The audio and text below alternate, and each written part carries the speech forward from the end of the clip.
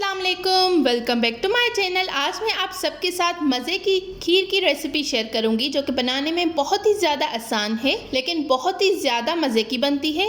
चलें recipe start करते हैं। सबसे पहले मैंने 1.5 किलो दूध लिया है, इसे अच्छी तरह से बॉईल कर लिया है। अब मैं इसको मीडियम आग पर पकने के लिए रख दूंगी।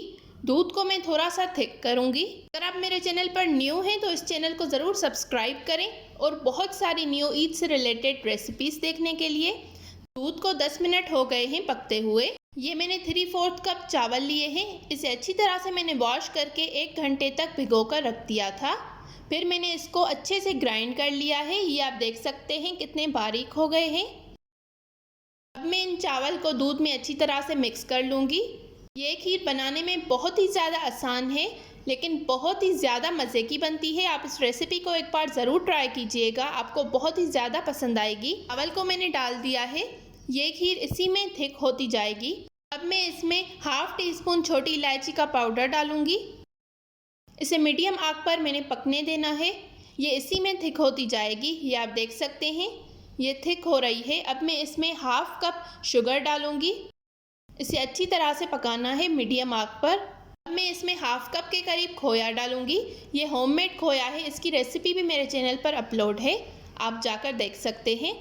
खोया डालकर मैंने अच्छी तरह से मिक्स कर लिया है। ये आप खीर की कंसिस्टेंसी देख सकते हैं, ये काफ़ी थिक हो गई है।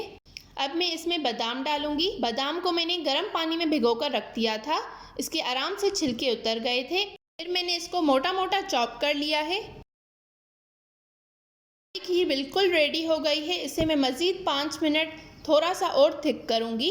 बहुत ही ज़्यादा मज़े की ये खीर बनती है। आप इस रेसिपी को एक बार ज़रूर ट्राई कीजिएगा, आपको बहुत ही ज़्यादा पसंद आएगी। देख सकते हैं हमारी खीर जो है बिल्कुल रेडी हो गई है। किनारों से भी मैंने अच्छी तरह से साफ़ कर लिया है।